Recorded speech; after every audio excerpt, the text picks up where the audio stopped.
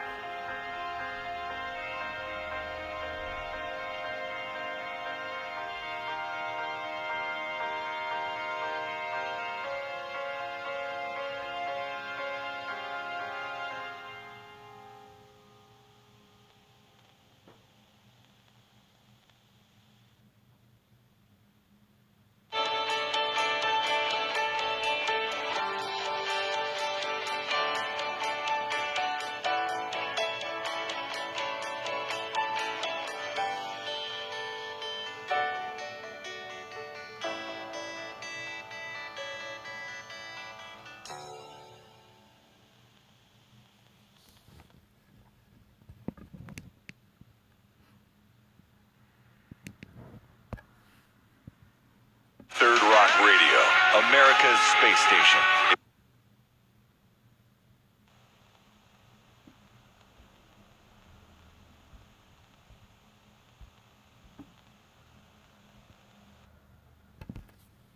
From space, streaming live from thirdrockradio.net.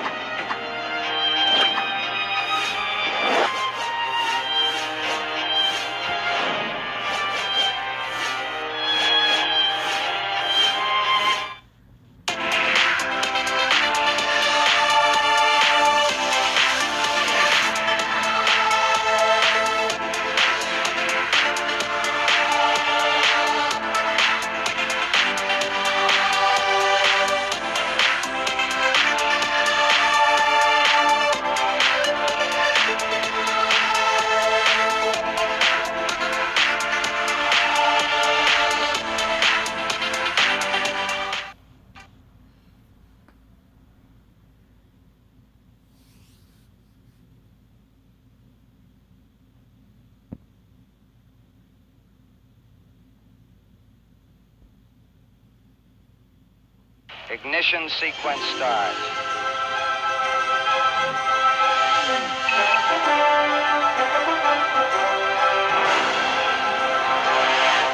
Good morning. Welcome to Mission Control Houston and the International Space Station Flight Control Room, where Flight Director Mary Lawrence and the Orbit 2 team of flight controllers are keeping tabs on all of the space station systems and working with the Expedition 58 crew members as they get everything in place for another station first.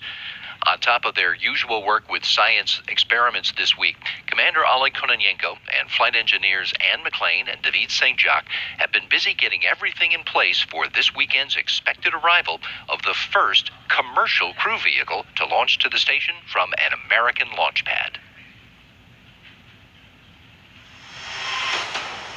Houston Station on Space to Ground. Welcome to Space to Ground. I'm Kayla LaFrance. This week, astronauts aboard the station have been preparing for a special visitor.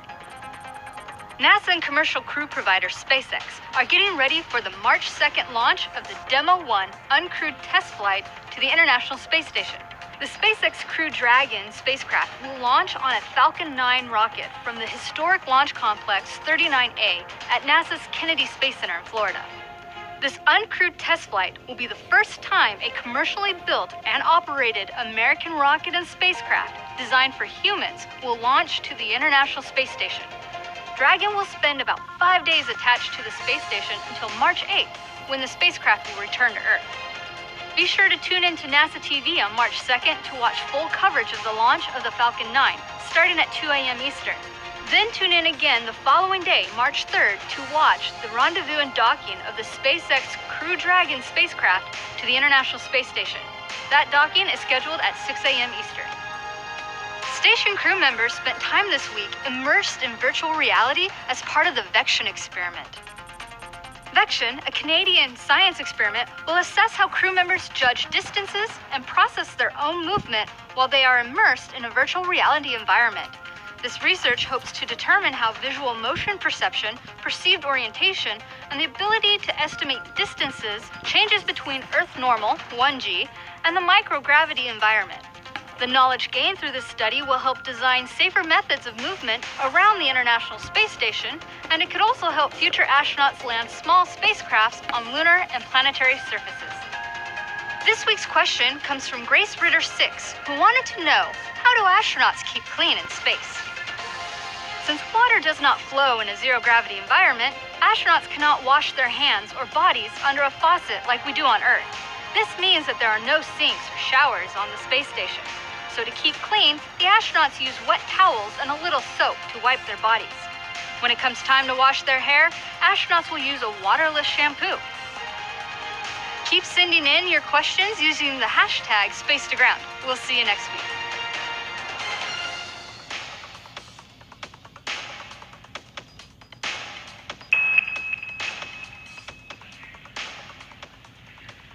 This weekend's launch of the SpaceX Crew Dragon on its first test flight is a milestone for the Commercial Crew Program's effort to open a new avenue for International Space Station crew members to get to their home on orbit. This flight will not have astronauts on board, but it will be a major step to getting these vehicles checked out and ready to join the fleet.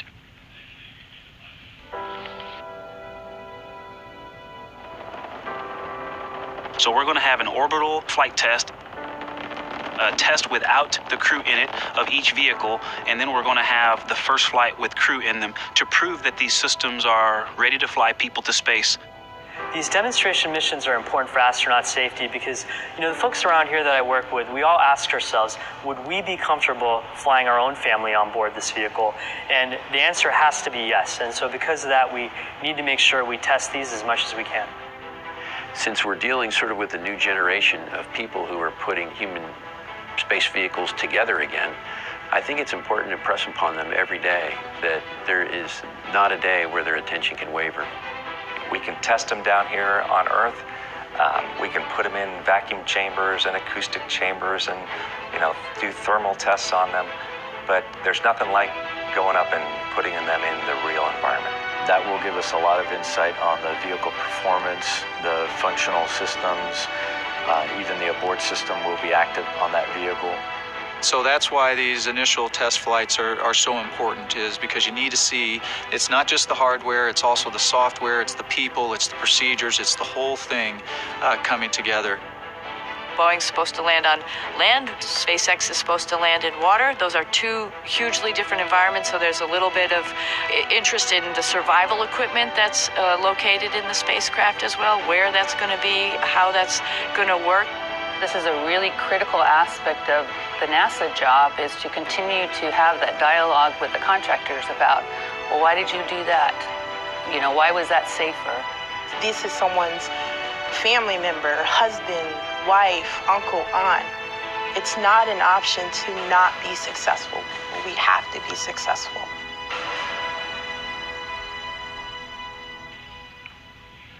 Our Crew Dragon launch coverage on NASA TV and NASA.gov begins Saturday, March 2nd at 1 a.m. Houston time. That'll take us right through the targeted launch of the uncrewed Demo 1 flight at 1:49 a.m. Central. And then we'll be back at 4 a.m. Houston time with a post-launch news conference. We start live coverage of the rendezvous and docking of the Crew Dragon to the International Space Station on Sunday, March 3rd at 2:30 a.m. Central time. Docking is expected at 5 a.m. Undocking, deorbit, and splashdown are all on the schedule for next Friday morning, March 8th. And of course, all these times are subject to change. That's just the nature of the beast. Now, part of the science mission of the International Space Station is to take advantage of the weightless environment in low Earth orbit to do research on new technologies that can benefit future exploration, or life on Earth, or maybe both. For example, the station is now home to the Refabricator, a 3D printer that can make things and then recycle them and 3D print new things with the same plastic. The N-Space Refabricator. Presented by Science at NASA. While 3D printers are technology that many people are familiar with, there's one 250 miles above us on the International Space Station, or ISS, that's unlike anything currently found on Earth. It's known as the Refabricator, a hybrid 3D printer that can recycle its hard polymer plastic numerous times to make new items. About the size of a dorm room refrigerator, the device is controlled by operators on Earth who oversee its manufacturing via video cameras. Nikki Werkheiser, NASA's N-Space manufacturing manager at Marshall Space Flight Center in Huntsville, Alabama, says recyclers on Earth grind plastic pellets to create their products. But that grinding creates material shear, which prevents you from reusing that plastic again. It's no longer strong enough. For this technology demonstration, the company, Tethers Unlimited, developed a novel recycling process that doesn't require grinding, and that allows us to recycle the plastic multiple times. The ability to reuse the plastic over and over again is essential for long-term space exploration. Werkheiser says, "We can replace a lot of the things we need when we're orbiting above Earth. We just have them delivered on a resupply mission. But when you're in deep space, you don't have that option. You have to have the ability to make all the parts you might need, and without having a large stockpile of extra materials." The refabricator can even recycle plastic items not normally associated with Earthbound 3D printers. For instance, almost all of the materials that are delivered to the station are packed using foam or plastic bags. Both can be loaded into the refabricator to deliver items such as a plastic syringe, an eating utensil, or a custom-made wrench. That ability limits the amount of backup materials you need to take with you on a long-range expedition. After all, in space, space is at a premium. The refabricator's technology demonstration will be composed of 2 phases.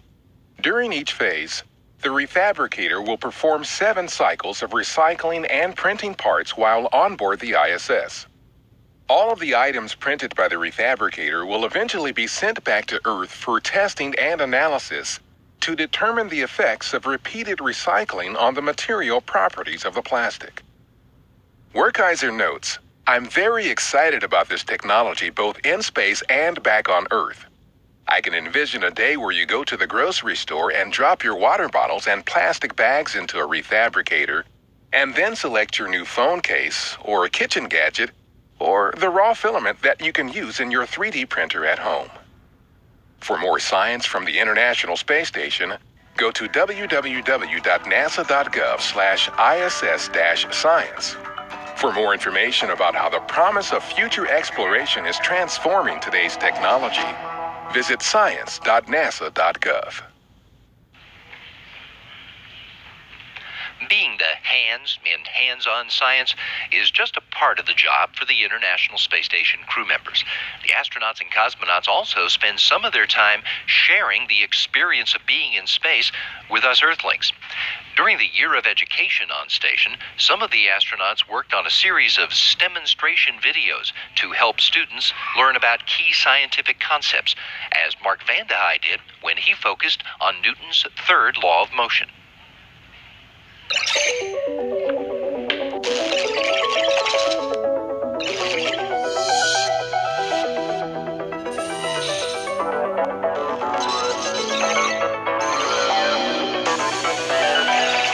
Welcome to the International Space Station. I'm NASA astronaut Mark Vande Hei. Today, we're going to talk about Newton's third law. How do you think it will hold up in microgravity? For every action, there is an equal and opposite reaction. This means that in every interaction between 2 objects, there are a pair of opposite forces acting on each object at the same time. A force pair.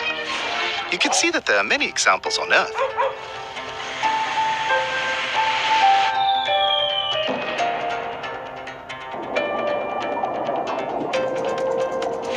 In space, thrusters expel one way and the vehicle is steered in the opposite way. Hello again. More basketball stunts that I can't do on the ground, at least not while getting this much hang time. All right, back to serious business. Got a basketball right here. It's going to be object 1. I'm the second object. If object 2, myself, applies a force to object 1, then that same force will be applied according to Newton's third law by object 1 onto object 2. However, there's a big disparity in the mass. Object 1 is a very light mass object.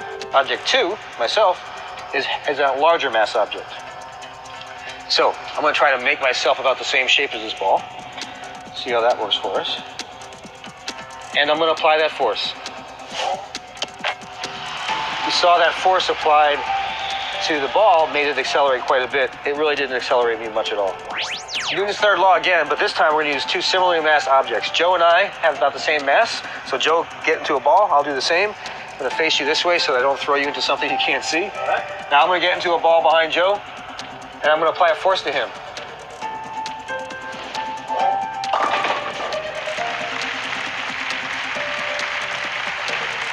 Notice that when I applied a force to Joe, it accelerated Joe away from me, but I got accelerated away from him as well, because the force applied to Joe ended up being the same force that was applied to me. Now you've seen Newton's third law in space. Now test it out on Earth. See you next time.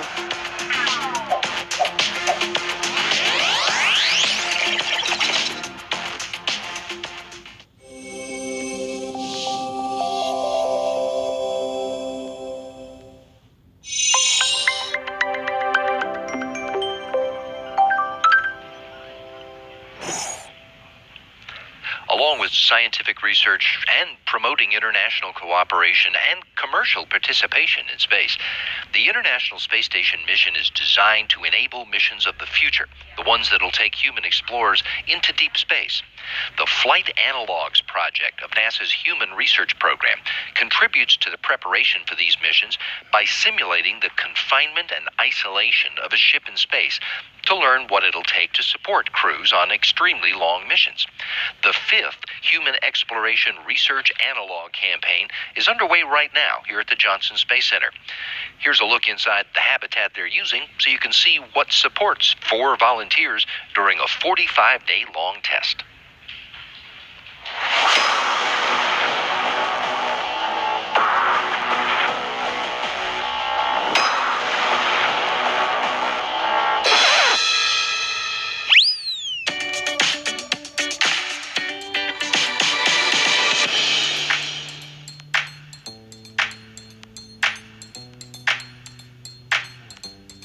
We can simulate what it is like to be in a spacecraft. So the isolation, the confinement, the controlled environment.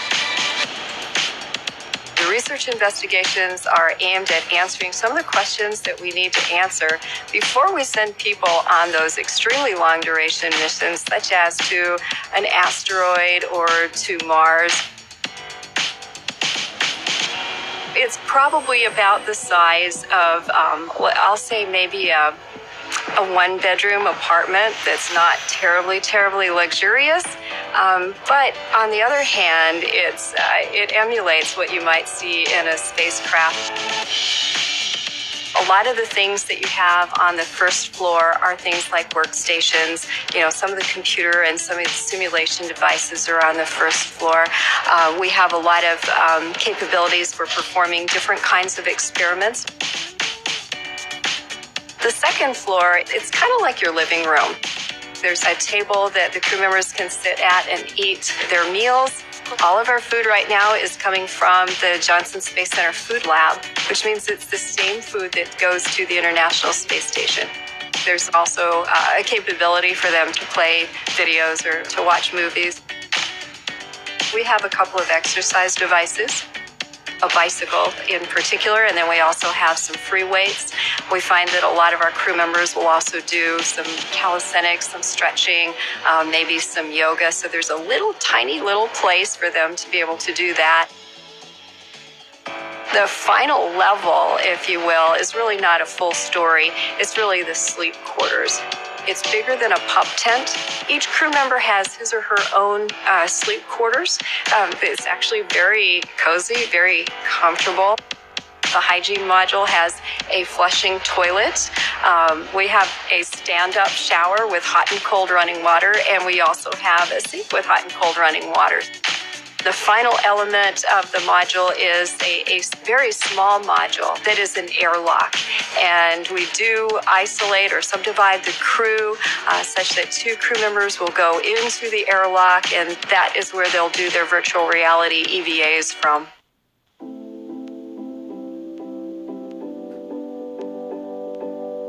I'm excited for the challenge. I love a good challenge. I'm a professor at Grand Valley State University. I teach biology. I feel like I'm actually playing, it's a small role, but it's a real, tangible, important role in getting people to Mars. The first thing I saw about this was on a Facebook posting, and a couple of former Hera crew people had posted that they had just come out. I didn't think I would be selected, and I just kind of did it on a lark, and it worked out awesome. They are measuring us in more ways than I could have imagined. We've given a lot of biological samples of various types. They're measuring our heart rate, our brain waves. They're doing a tremendously large number of psychological tests on us.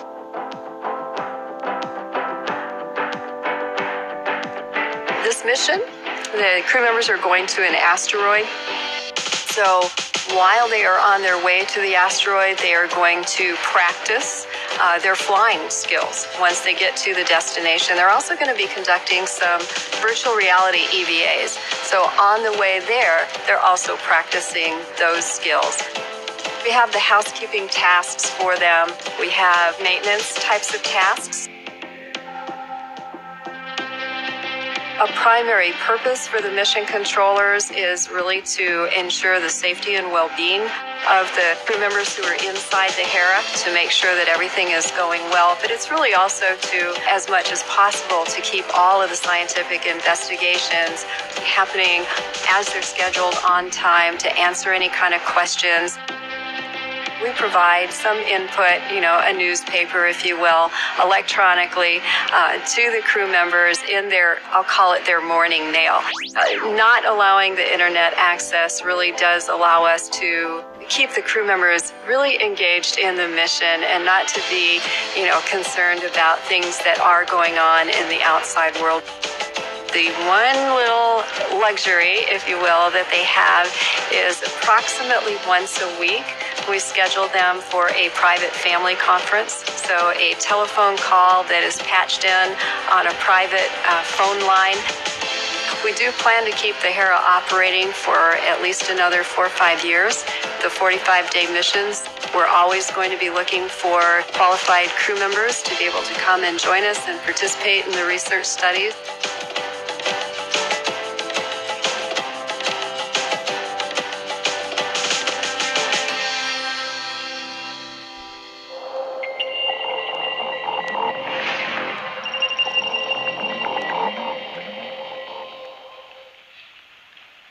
The International Space Station has completed more than 20 years in space, helping us get ready for missions back to the moon and out into the solar system. Those are missions that are going to fly on the Orion spacecraft. Here's a look at the current state of work as teams across America and in Europe develop and build the systems that will carry us to those future destinations.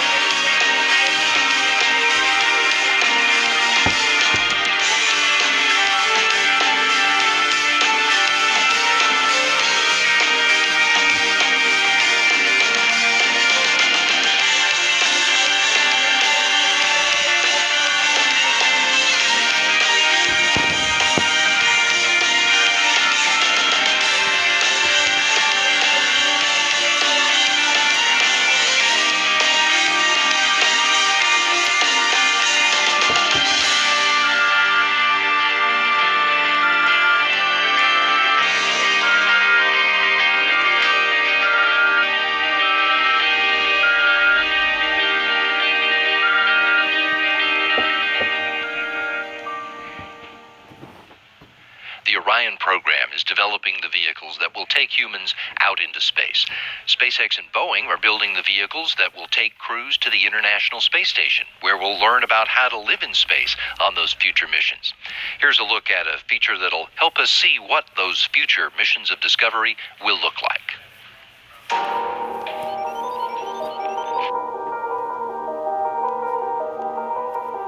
From the Kennedy Space Center in Florida at T-minus 3 hours and holding. It is great to be in Florida today. The rocket is ready to go fly. The team is ready to go fly.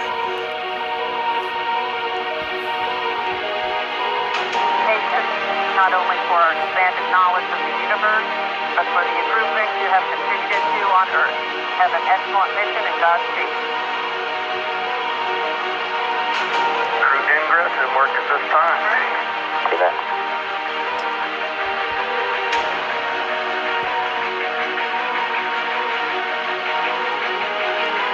Flight crew O2C, close unlock your visors and initiate O2 flow.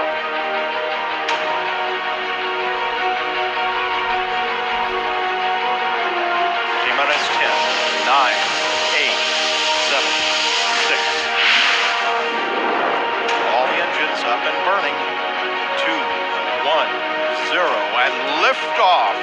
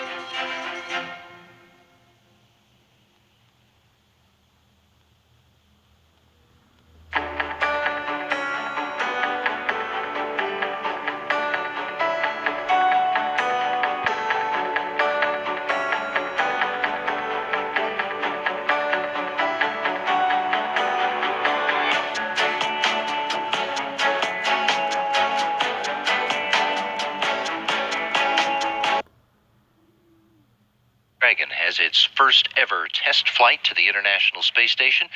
Be sure to check in with NASA TV and NASA.gov on Saturday, March 2nd, 1 a.m. Central Time. We'll start our launch coverage.